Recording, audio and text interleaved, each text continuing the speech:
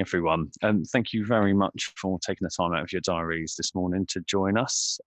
This is actually a follow-on from our webinar, our original Cyber Essentials webinar we did back in May. There continues to be a great deal of interest in the Cyber Essentials certification. However, people want to know a little bit more about it. So in other words, the essentials are not enough. Clearly, the education sector is radically different to that of finance and manufacturing. And a number of our education customers have requested something which is a little more targeted to their unique requirements. So great feedback, thank you. And if you ask, we will aim to deliver. So today is the first in a series of higher and further education specific seminars, which aim to explore the 5 Cyber Essential security controls in greater detail. So this first one focuses on Security Control 1, and we've entitled this session Securing the Campus.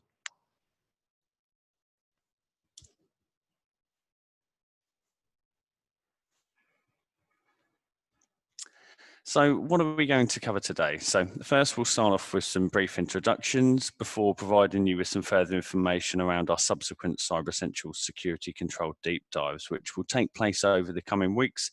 We'll then delve into why you have asked us to explore this topic in the first place and assess what the threat is to the campus.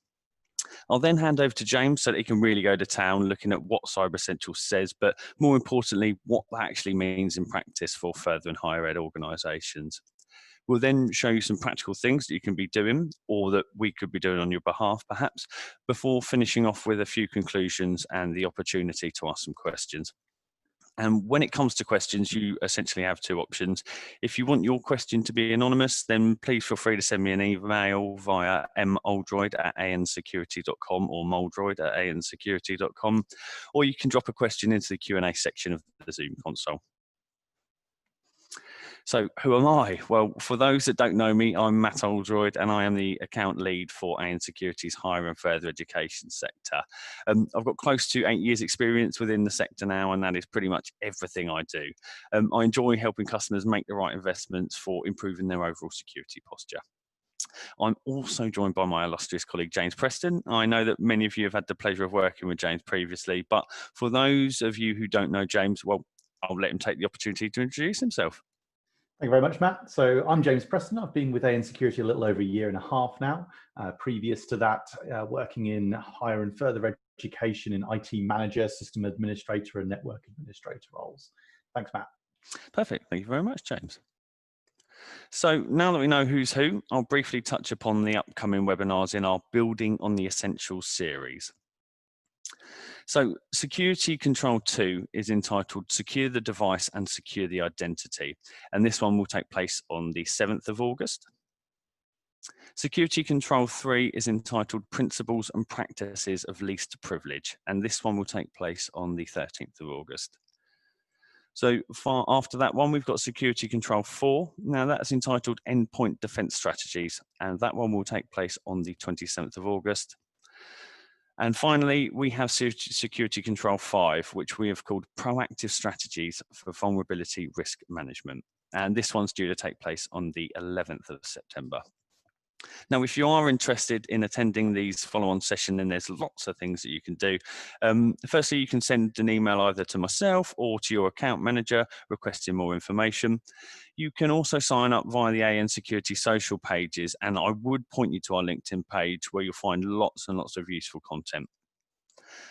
Finally, you can sign in via our website, and if you haven't familiarised yourself with it, then please do, as again, there's lots of useful information and content there on this and the wider security, issues. So what is the threat to the campus? Well, this is, there's a really interesting report written by NCSC from which I'll highlight just some of the key points. I'd really recommend that you download it yourself because in my experience, the seal of the NCSC really works in your favour if you do need to haggle internally, either about the importance of cyber security or perhaps where the budgets need to be allocated. So point number 1, there's nothing new here really. The main objective for most threat actors is still financial gain, and this will continue to be the bane of most of our lives for some time. So there is a significant increase though in the elaborate socially engineered attacks. So these require significantly more effort on the part of the attacker. And like most things in life, the more effort you put in, the more you expect out of it. And this is absolutely the same in this instance. The elaborate attacks are generally focused on bigger value, financially motivated attacks and gains. But what makes our sector unique is the type of information that we potentially hold behind our firewalls, which makes us high-profile targets for nation-state thefts. The easiest way of gaining valuable information, other than through your own effort, creativity, and ingenuity, is theft. The only positive thing is that nation-state theft is less frequent than basic financial theft. However, it's usually easy to deny and it's difficult to prove, but has a massive impact on the financial future of an organization. It doesn't require a significant amount of desk-based research to show that there are a number of state-sponsored criminal gangs who are targeting valuable research assets, which then has a significant negative investment impact on the business. When looking at the business case, you really need to be thinking about what is the impact if we don't appropriately secure our digital assets. But what does the future look like? Well, the NCSC doesn't look at the future through rose-tinted glasses. As the world economy shrinks, foreign investment reduces, which then makes theft for financial reasons significantly more attractive. So theft then becomes an effective acquisition strategy. So how could this murky vision of a world which has a seemingly ever deteriorating threat landscape possibly be impacted by cyber essentials? Well, in order to answer that, I'm going to pass over to you, James. Excellent. Thank you very much, Matt. So we're going to look through what Cyber Essentials actually says as part of the questionnaire issued by IASME. And also, whilst we're going throughout the course of this presentation, we're going to look at options for taking it to the next level, so extending beyond what Cyber Essentials says. And it's true that the Cyber Essentials program will block the large majority of attacks, but as Matt has alluded to, attacks are getting more and more sophisticated, in particular those from nation states that are looking to steal and exfiltrate data. So we'll look at some of the technologies which you can exploit to look to prevent and stop those attacks. So first up, we've got good old-fashioned password security. So the IASME questions for the Cyber Essentials program puts a lot of emphasis on having good password controls. And when we're looking at firewalls, that particularly relates to changing the default password for the management interfaces. Now, those of you with enterprise-grade firewalls from FortiGate and Palo Alto networks, by way of example, you'll already have done this as part of the setup process. It won't allow you to proceed beyond that initial setup without setting a strong password. But if you have perhaps a BT Business Hub or a similar, more consumer-grade router or internet gateway, what you'll quite often find is these have got a baked-in default administrative password. Perhaps it'll be on the sticky label on the back of the firewall or router there. And they're just looking to make sure that you have indeed set that to something that's unique. And when I say unique, we should really be looking at using the password generation algorithms or even the passphrase generation algorithms that you'll find in a modern password safe, modern password repository, such as those from Bitwarden or Secret Server or other similar vendors. And it is important that these passwords are unique, and it is best to use these tools to actually generate those passwords. The next up is how are you actually going to handle password compromise? So at some point, it is possible that perhaps that password will be used in a data breach. And at that point, it's of course no longer unique. And you can subscribe to free services like Have I Been Owned, which by way of example, you put your email address in, and if your email address and perhaps even other credentials has been exposed in a data breach, it can alert you to the fact that that's actually happened.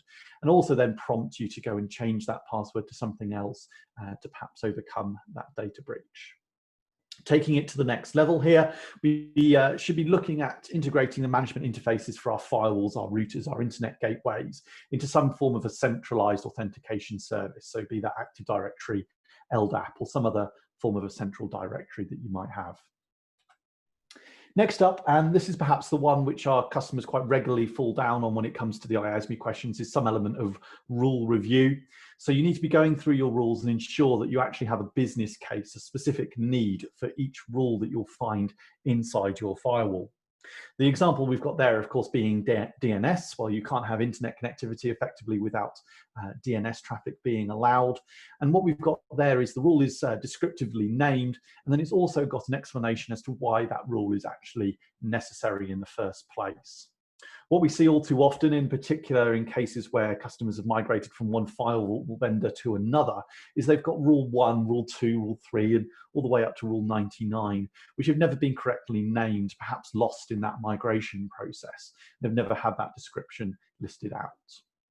Now, by having these rules names and by monitoring the hit counts, we can also identify and disable rules that are no longer required. What we often see is services which have been exposed to the internet, perhaps those services are then retired, but the firewall rule remains.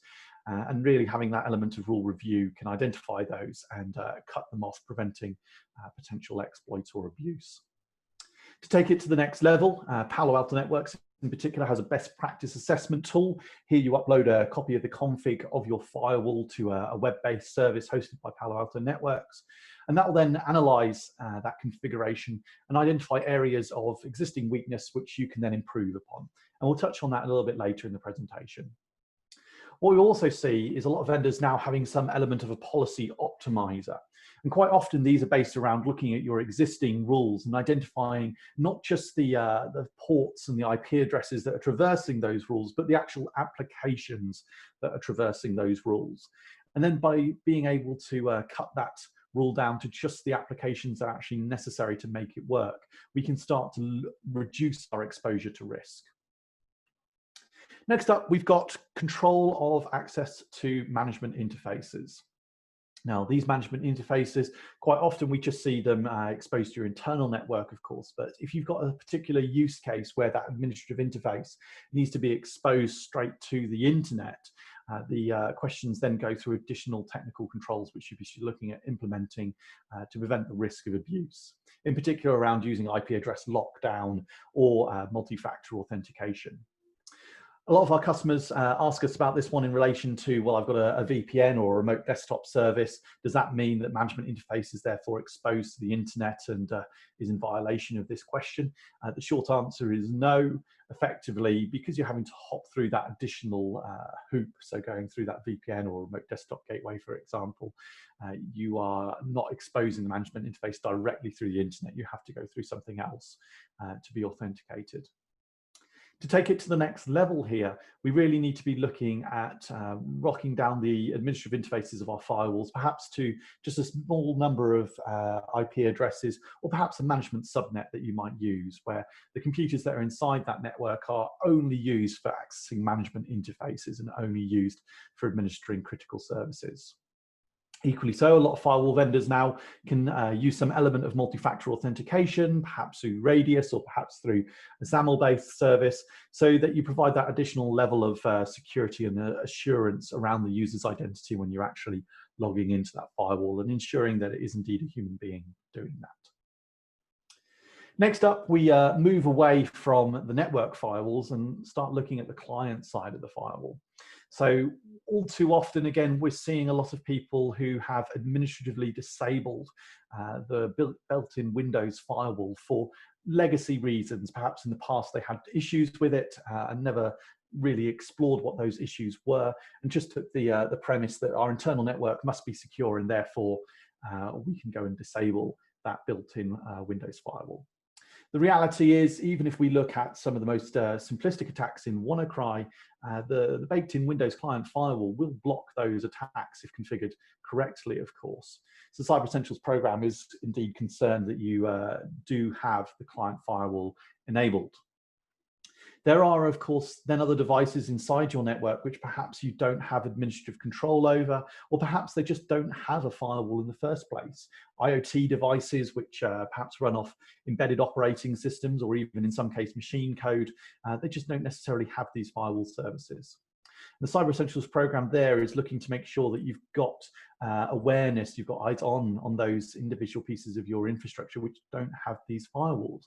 And perhaps even that you've considered some method of mitigating the risk behind that, perhaps using your network firewall, for example.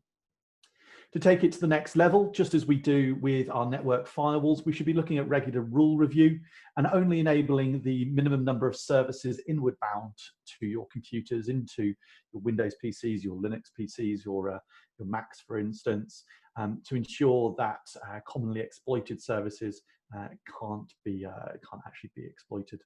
The one we see here, of course, again, if we've got that management subnet, remote desktop protocol could only be enabled from that management subnet, thereby cutting off RDP as an avenue for exploitation.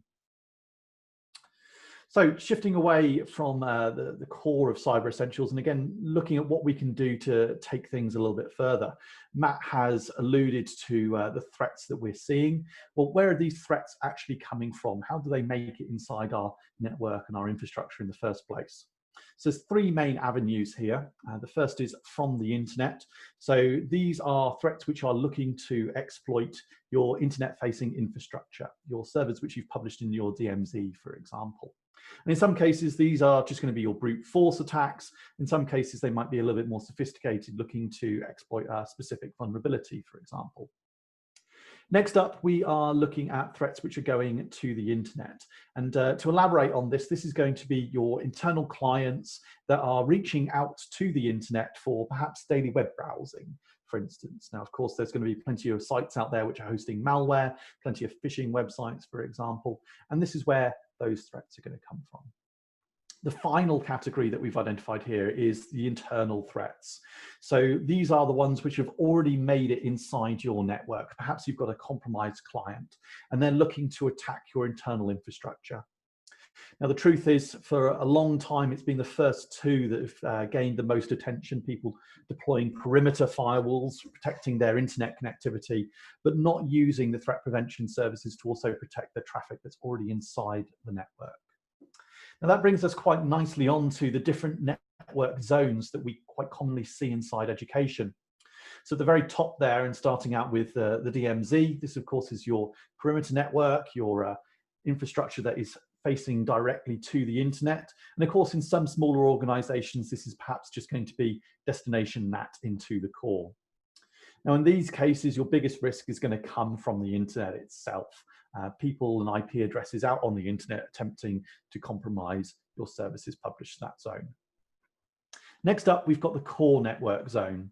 So this is your internal infrastructure. Effectively, if you get a compromise here, it's a game over event.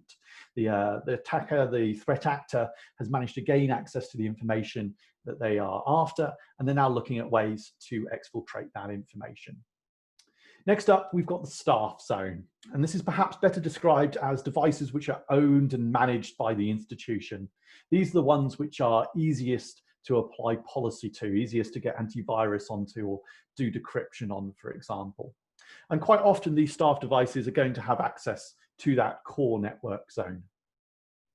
Next up, we've got academics and student devices. So these are devices which are not owned or managed by the institution, but perhaps some have an element of light touch going through an onboarding service. Perhaps they've checked that the device has got antivirus on it, for instance. Now, because these devices are largely unmanaged, it's not necessary that we can apply services like decryption to them all the time. But on occasion, of course, these devices do need to access infrastructure which is hosted inside your core environment. And what we should be looking at doing there is decrypting the traffic that's going into that core environment, looking for exploits, looking for vulnerabilities from those client devices that might be trying to compromise infrastructure inside your core. And then final network zone is, of course, guests. These are your totally untrusted devices and need to be kept at arm's length. In reality, quite often we see these devices on the same subnets as core or even staff devices. And that quite nicely brings us onto our considerations for each zone. So segmentation and segregation links very nicely back to that. All too often we see environments where the internal side of the network is treated as one giant flat subnet. Maybe they are using VLANs, maybe they do have a router, but in reality, anything from the guest network can access almost any other device. And by using segmentation and segregation, we can split those devices off into their own network and then apply policy to them to ensure that they don't have direct access to our core infrastructure. Perhaps they only have access to the DMZ, of course. Now, to actually be able to detect threats in the modern threat landscape, as it were, we need to apply some method of decryption. We'll look at how the Palo Alto firewalls apply this specifically in a later slide. But in brief, we need to be decrypting as much traffic as we possibly can these days. Now, obviously, that's very easy for the staff network zone and the core network zone that we've identified, whereby we can actually do that man-in-the-middle inspection of traffic. But equally so, it's possible to inspect traffic coming into our zones as well. And we'll have a look at that. Now, once we've decrypted that traffic, we can also then apply threat prevention services. So we can identify malicious traffic inside that encrypted payload, and equally so, prevent that malicious traffic from breaching our infrastructure and preventing those successful cyber attacks. Now, the space that we are really seeing organizations moving into now is mapping the usernames of users against their IP addresses. Now, all too long, if you have a breach inside your environment, you might have the IP address, but the MAC address and the username of the device or the username of the person that's actually using that device is residing inside another system. It's siloed off. You have to go and look that up somewhere else to get that information. The reality is, of course, most modern next generation firewalls now have the ability to do that inside the firewall itself and map that additional information against the user. Now, by doing that, that then allows us to start writing rules based upon not just the IP address, but also the identity of the user as well. So if we look at the example there, we've got a remote desktop service published to our VPN, so users VPN in, and then only if they're inside the VPN users security group can they actually access those remote desktop servers. So they could be inside that source network zone of the VPN, but if they don't match up against that security group, they don't have network access to the remote desktop servers in the first place. Now, obviously, if we get compromised inside that zone, but the threat actor does not have valid credentials, we cut them off immediately. They don't have access to those RDS servers. So let's shift gears a little bit and start looking at features specific to the Palo Alto Network's next generation firewalls. And we're going to go through 5 cool features. Now, the first one is DNS protection. Now, we are seeing DNS being used as method of command and control, or C2, more and more these days. In fact, last week, we actually hosted some war games inside our ANS labs where we were looking at how fast could we exfiltrate data over DNS. And we made it up to several megabytes per second. We can actually get information out just using DNS. Now, the DNS protections inside a Palo Alto firewall can actually identify the client that made the original DNS request. All too often, the best we get is the domain controller, the DNS server that's internal to the network, as far as actually identifying who made the original request. But if we follow the traffic flows, and starting out with the blue arrows there, the client makes the DNS request, and this is going to be a known malicious DNS request, and it makes it against its internal DNS resolver. The DNS resolver passes it through the firewall, and the firewall then mirrors that request up into the cloud service, which Palo Alto hosts for this. That cloud service is then going to inform the firewall that this is a malicious request. And if we now follow the red traffic flows, the firewall is identifying that traffic as malicious, and it then replaces the true response of the IP address against that DNS request with one that it's watching like a hawk, with one that it can identify traffic going to. It passes that response down to the domain controller. The domain controller passes it over to our client computer. And now, because the client computer is going to reach out to that malicious request or reach out to that malicious domain, but with the IP address that we're watching like a hawk, the firewall can actually backtrack that to the client that made that original request. And equally so, block any traffic that's coming out of that client that might be malicious again in the future. Our next cool feature is host inspection checks. Now, this one really came to fame effectively as part of the COVID-19 response. So we saw a lot of organizations opening up their VPNs to untrusted devices. So devices which are perhaps owned by the users and not owned by the education institution themselves. Now, this, of course, exposes the organization to a series of risks. They don't have management control over that device. They don't know if it's got up-to-date patching. They don't know if it's enabled with drive encryption, for example.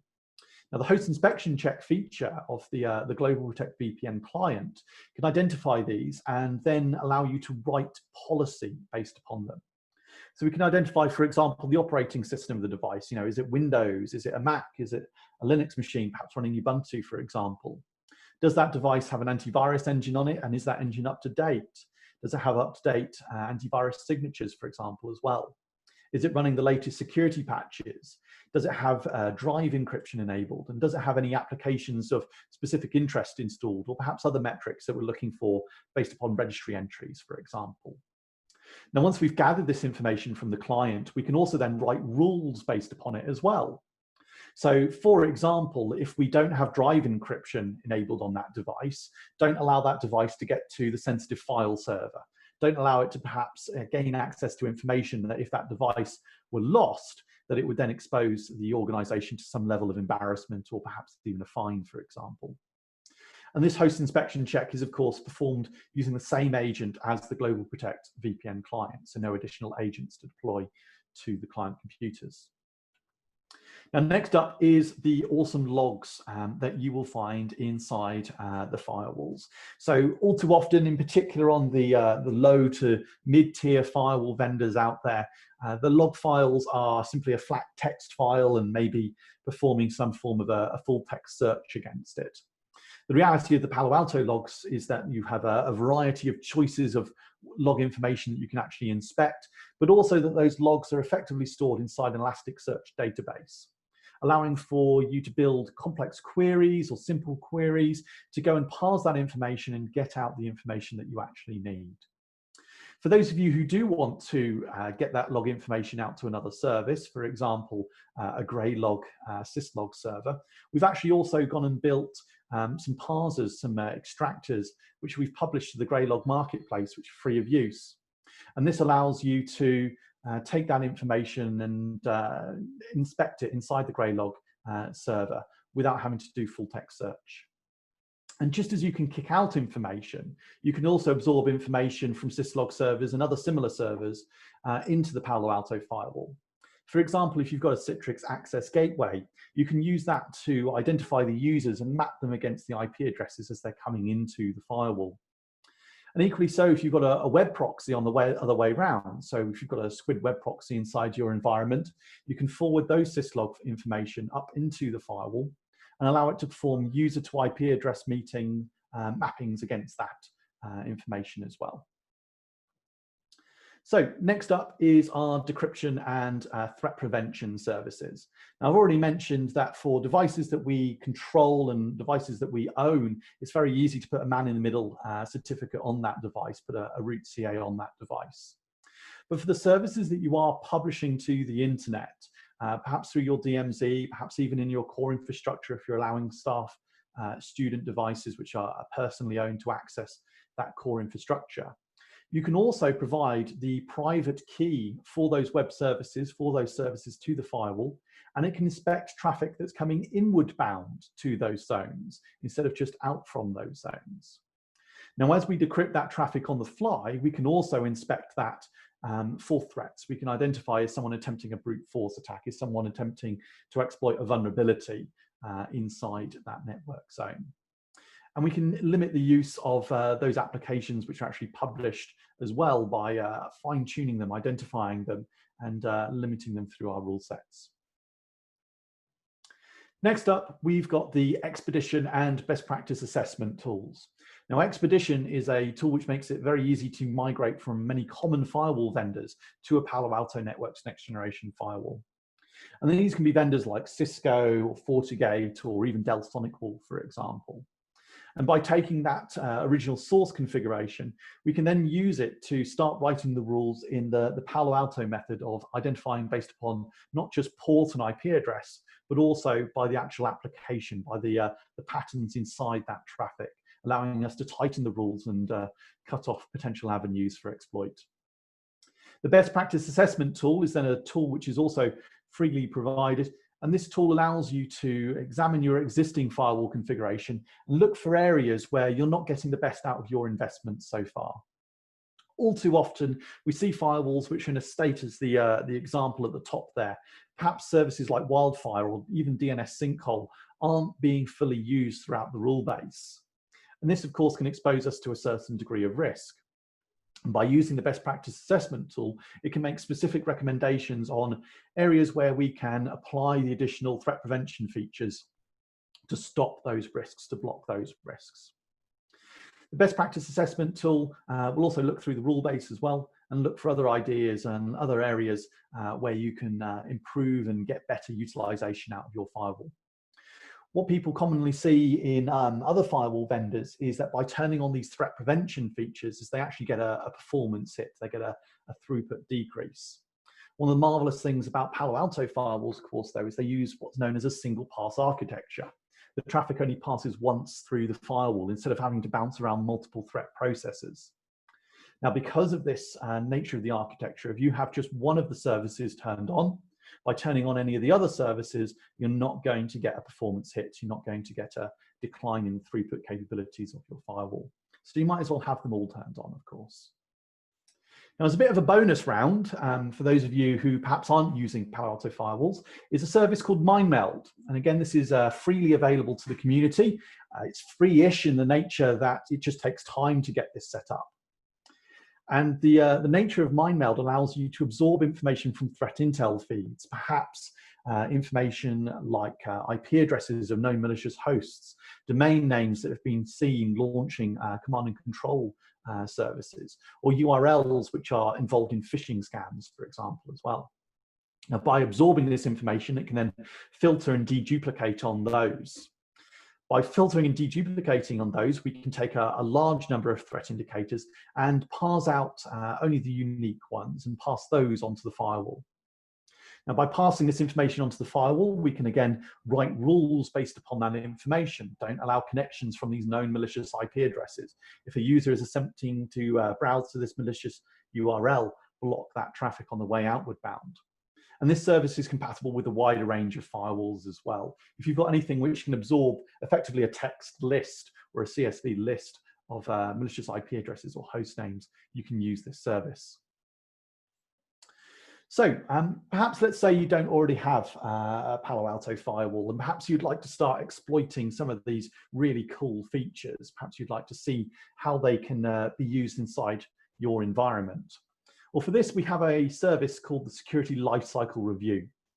And this is a four-step process. The first being we ship you a firewall, and this will be a firewall sized to your internet connectivity. For example, if you've got a 1 gigabit or perhaps a 2 gigabit throughput line, we'll be looking at a PA850 in most cases there. Now, we'll get this installed for you and we'll begin a traffic capture such that we can look at the traffic that's coming out of your existing firewall. And what we're looking for there in particular is the inbound interface of your existing firewall. And that way we can look at the traffic which has already passed through that and see if it's missing any threats, see if it's missing any things that we could block. Now, this process typically goes on for about 2 weeks. And at the 1 week timeline there, we typically have some form of a checkup. So usually half hour, just making sure everything is still logging correctly, make sure that we're still collecting the correct information. We can also use this checkup to make any immediate recommendations. So on occasion, we've seen people accidentally exposing a remote desktop server to the internet, for example. And through this SLR process, we can identify that and perhaps make a change to the existing firewall rule set to help out with that. And at the end of this 2 week process, we then generate you a PDF report based upon the traffic and the information that we've seen. Now, this PDF report is absolutely brilliant for not just technical persons, but also non-technical persons as well, explained with some really great graphs and such like. So we'll have a look at that report in a minute or so. So as far as actually getting the firewall out to you, here we've got an example of the PA850. So we're going to be using 2 network ports on that. So interface number 1 on the inward side of your existing firewall. And for that, we use a span tap mirror port of your existing firewall. So we're copying that traffic that it's already seeing and it's already passed through it. We've also got a management port as well. And this management port is then used to access the web-based management console of the firewall and gain access to the information that it's using. And throughout the entire course of this 2 week process, we'll give you the credentials as well for the firewall so that you can have a look around the web-based management console there, get some experience and hands-on time with the features that it's actually got. And it's key to stress that this entire process is totally non-invasive. All we're looking to do is capture traffic. We're not actually, with the firewall, blocking any threats yet. Now, the report itself, issued in PDF format. In better times, of course, we'd come to site and deliver this to you and present our findings. At the moment, of course, we're presenting these over Zoom calls. And this report will identify key areas of the application traffic that we've actually seen going throughout your firewall. So, for example, email traffic, a lot of SMTP traffic going through that firewall, perhaps perfectly expected. One point to note, though, is Paolo have a 1 to 5 risk rating, where 4 and 5 are rated as a high-level risk. Now, SMTP there, in its kind of deep maroon red, has been highlighted as a level 5 risk, simply because of the number of attacks that can be quite easily launched through SMTP, of course. And on the right-hand side there, we flagged some GoToAssist traffic. So perhaps that's expected. Perhaps the organization is using GoToAssist as their remote management tool for their client computers. And equally so, GoToAssist there has a relatively low risk rating score. But Remote Desktop Protocol and RDP there has also been highlighted as a remote access tool, which is in use inside this environment. Now, if that's not expected, this could be a potential weakness for that environment. And it's through this kind of information that we can go and say, well, we've seen this. Are you aware that RDP traffic is traversing your existing firewall? Do you know where that's coming from, where it's going to? Should we be looking at blocking this traffic? Continuing on from the report, we also look at URL categories that have been seen going through the firewall. In particular, of course, the high-risk URL categories. Now, in this case, we've seen a large number of unknown sites that have perhaps only just been registered. And of course, these sites are quite commonly being used or exploited to deliver malware and other potential threats. We've also highlighted the specific malware category there. So URL filtering for a long time has been seen as a bit draconian, perhaps. Maybe our staff these days are perfectly happy in using social media responsibly during their time at work. But equally so, URL filtering can be used to block access to these malicious websites that might be hosting malware. Moving on from there, we then start getting into the really juicy bits. So the vulnerabilities, the threat detections that we've actually seen throughout the course of our run of the SLR. And in this case, we've seen a significant quantity of brute force attacks. So perhaps if they're publishing a website to the internet that has a login page, a large number of attacks there over brute force that we can detect and equally so block. Some elements of code execution, so remote code execution, perhaps a service which has been unpatched, published to the internet, and equally so elements of SQL injection and some other threats that we've seen. When it comes to malware detections, the report highlights both unknown and known malware. Now, the known malware is going to be the malware that we've got active signatures for, so we can match against the SHA hashes, for example, of those elements of malware. The unknown malware is the stuff that we've never seen before. And in this case, the firewall's using the Wildfire service, which is effectively an online sandboxing service, to identify executables, Word documents, Java files, for example, and execute those files inside the sandbox to see what they're actually going to do. And if they do something malicious, like reaching out to a command and control domain or attempt to modify system files, the administrator can be informed, those connections in the future blocked, of course, and equally so, any remediation actions carried out on the client which access that malware. The final one being command and control detections. So a lot of connections seen there going out to known command and control or C2 servers. And we'll have a look at what that means in a minute or so. When it comes to the vulnerability exploits that we've seen, we get our risk rating again back here. So a critical, a high, and a medium risk that we've seen. So in this case, a lot of the high level risks there of the brute force attempts, and those brute force attempts would of course be blocked by the firewall if it were placed in the traffic flow. But we're also seeing people attempting to exploit vulnerabilities perhaps there in WordPress, for example, a median vulnerability, which again would be blocked by default by the firewall on the configurations that we deploy. When it comes to malware, we're looking at the different applications here which can be used to deliver malware. Of course, a lot of malware still being delivered just by good old-fashioned web browsing, but of course SMTP being used still to deliver malware as well. A couple of other options there, so Mediafire and Flash still being used in this report. When it comes to the command and control elements of the report, we've got a couple of key takeaways here. So a lot of unknown UDP traffic, and quite often this is going to be malformed DNS requests. And equally so, we've seen web browsing, so traffic over port 80 and port 443 there, being identified as another method of establishing command and control over internal clients. With other protocols like purely detected DNS and even SIP also being used there as a method to establish C2 traffic. The report will highlight the core set of domains that we've seen suspicious DNS queries going out to. So you can see in particular the bottom domains there being perhaps the result of domain generation algorithms, registering seemingly nonsensical domains for effectively very little money to then use those domains to command and control over computers. Now, it is all too often that we deploy one of these SLRs that we end up finding some critical threats, that we end up finding misconfigurations, for example. So we've got a couple of examples of those here. So in one environment, we found an unpatched IIS server exposed to the internet. The story behind this one was effectively that server had been deployed for testing purposes. Later on, that server had been left powered on, but the web service that was hosting removed, but the server never patched. And of course, because the firewall administrator was never informed of that, that service was offline, that they never actually deleted or disabled the rule there. So that allows one avenue for exploit of vulnerabilities on that server. The next one, and you've kind of guessed it right, yes, we have found printers exposed straight to the internet in the past.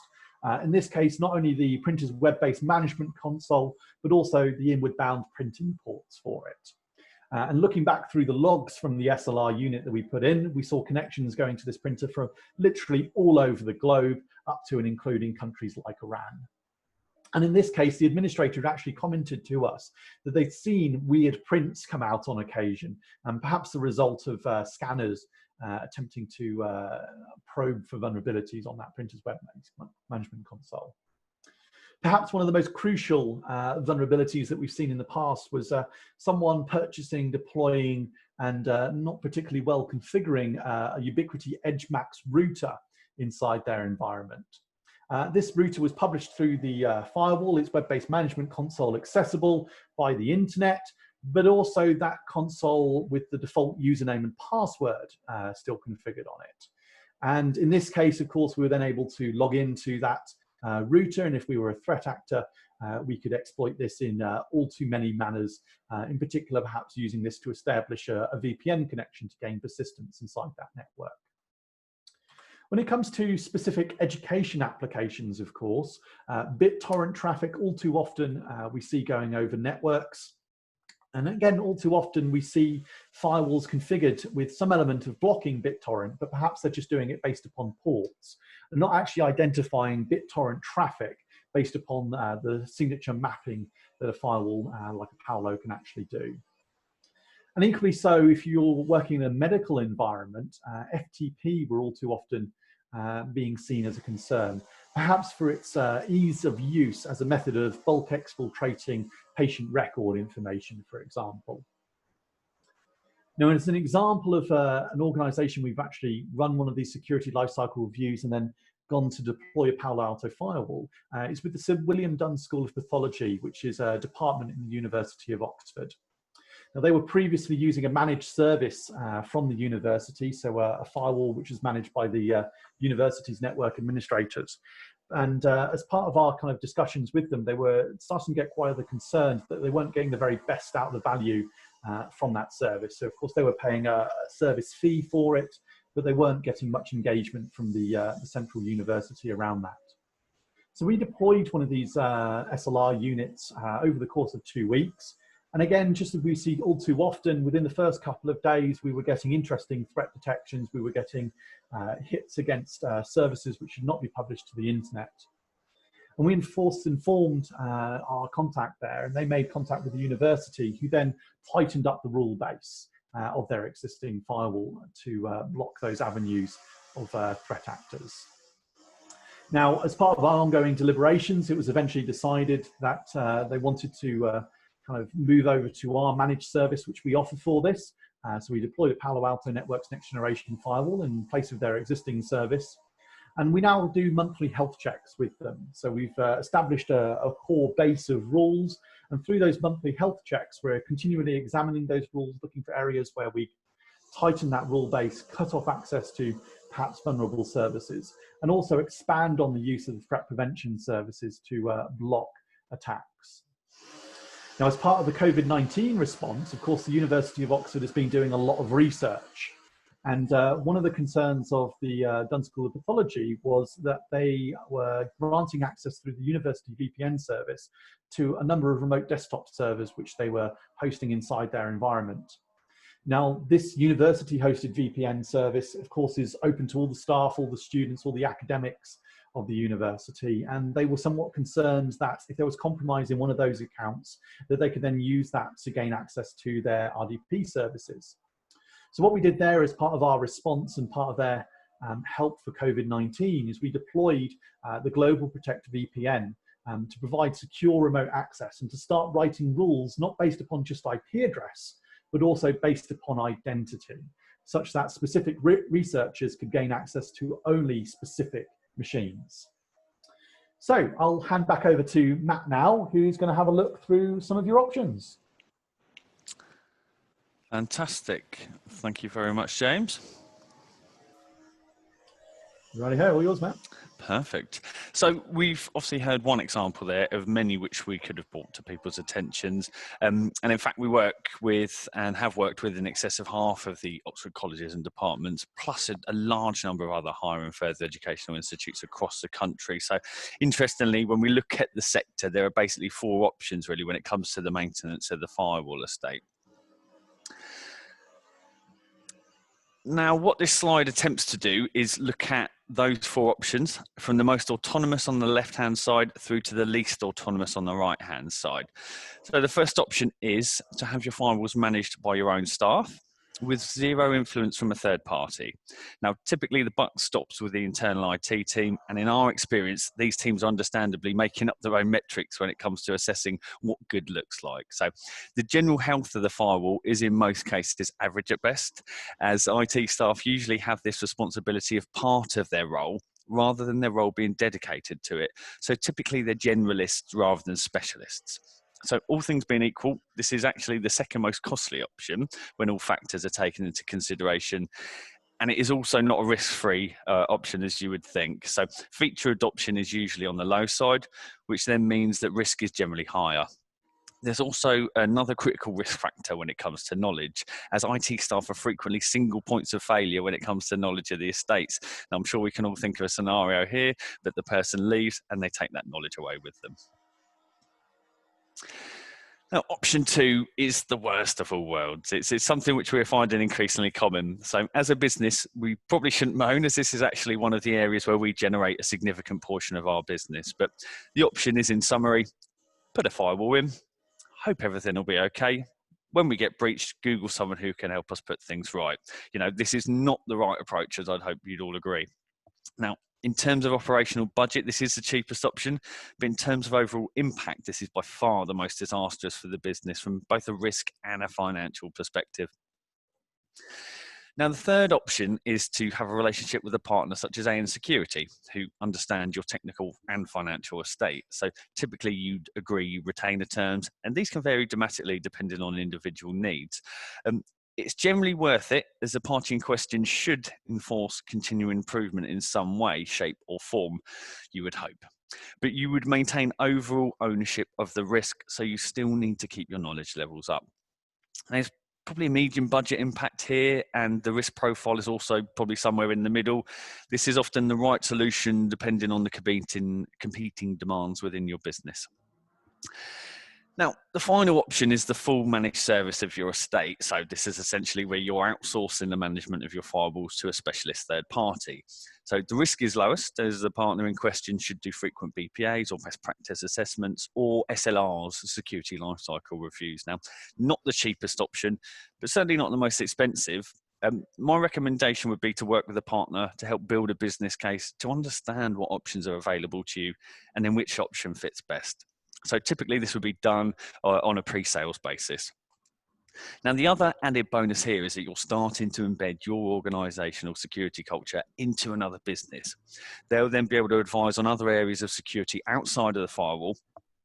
This option also then removes the issue of one member of staff leaving with all the knowledge and often the admin credentials, as we regularly hear, and I'm sure you've come across it before in some way.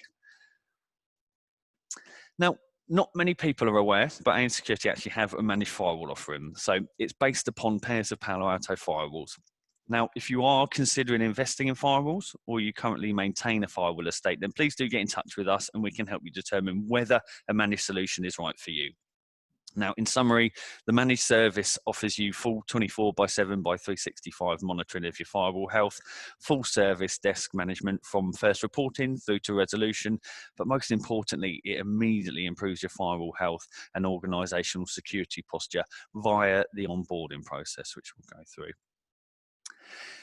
Now, the onboarding is quick and simple and can be completed in a matter of days. So it starts with one of our team of PAN accredited engineers performing a 150-point check on your existing PAN estate. So PAN stands for Palo Alto Networks, by the way. Any issues are clearly identified and a remediation plan is agreed. And then once this plan has been implemented, we just connect to the management infrastructure, test the service before live provisioning. So a firewall is a living, breathing, dynamic entity and really should be treated as such. Now, where most organizations fail is by making that large initial capital purchase, but then essentially ignoring it. You know, some level of provision needs to be put in place to ensure that your firewall estate evolves as your business and as cyber threats do. So sorry to end there with a bit of a sales pitch, but if you look at this with a purely economic hat on, outsourcing your firewall to a third party, particularly ANSecurity, is pound for pound the most cost-effective way of improving your security posture. You know, as an IT team, you have to wear many different hats, whereas we do this day in, day out, and we truly are experts. So just to wrap things up, what are the key takeaway points from this morning's session? So number one, the risk profile is increasing as a result of the increase in frequency, severity, and sophistication of attacks. So if you are in the education sector, then you really need to ensure that cybercrime is on the organizational risk register, and you need to have strategies in place to ensure that you're able to stop the common financially motivated attacks, but also then the more severe state-sponsored attacks.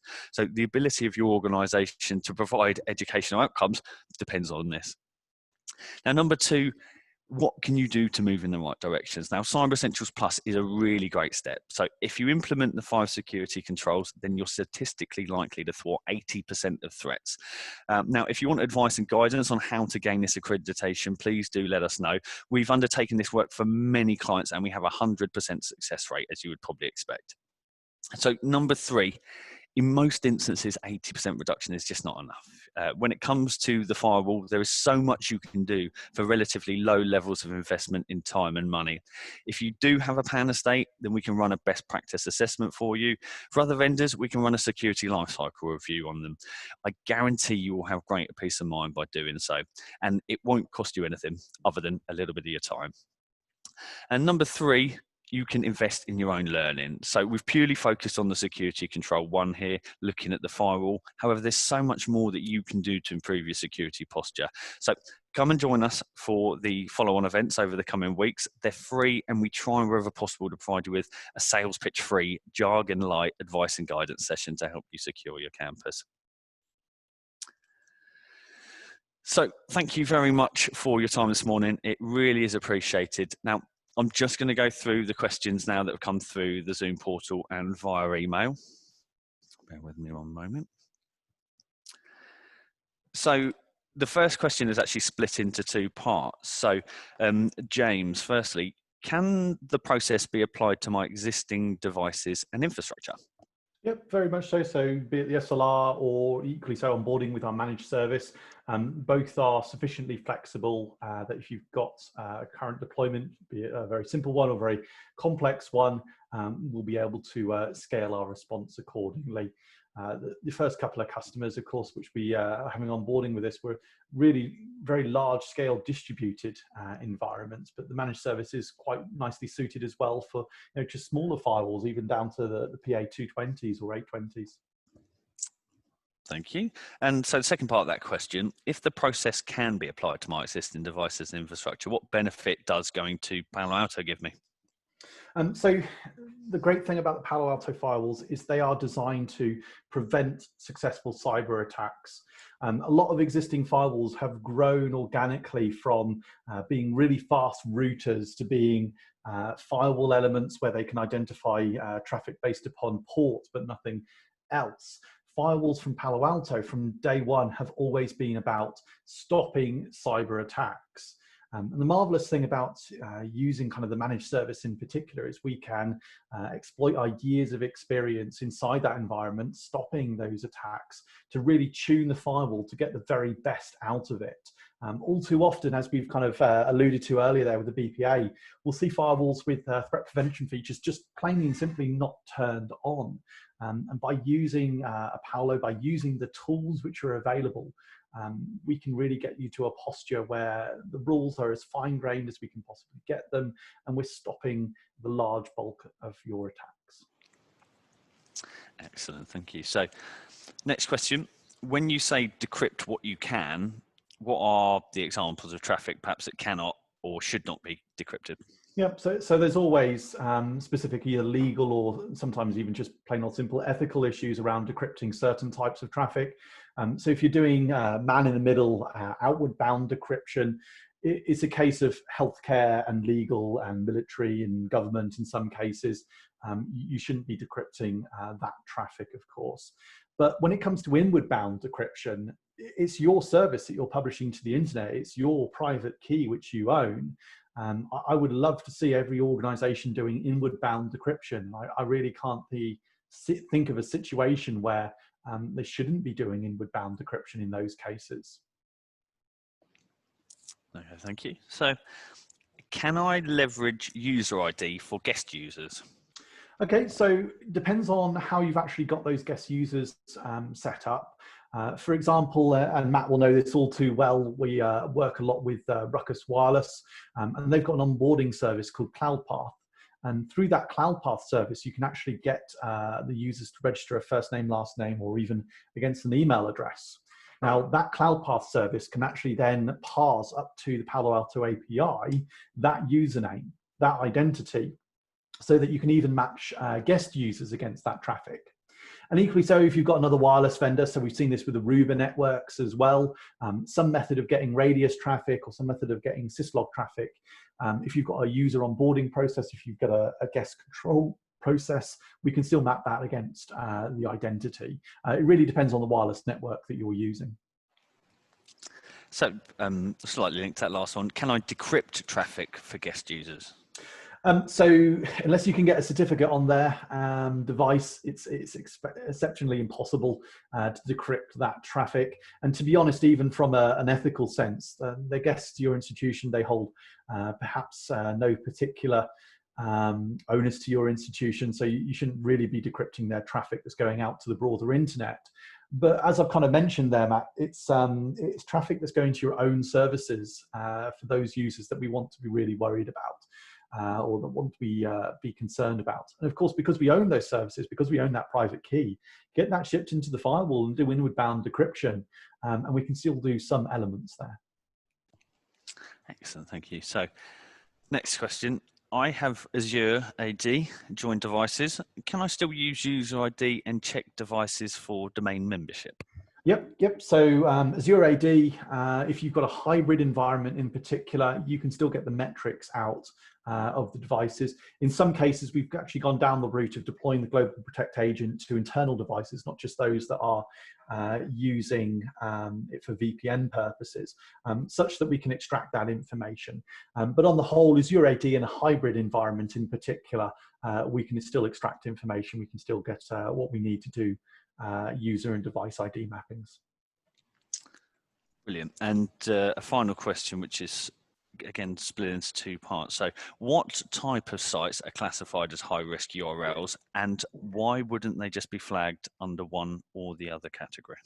Yep, so there's a notion of multiple categories within any URL in the Palo firewalls, as is with many common web filters these days, of course.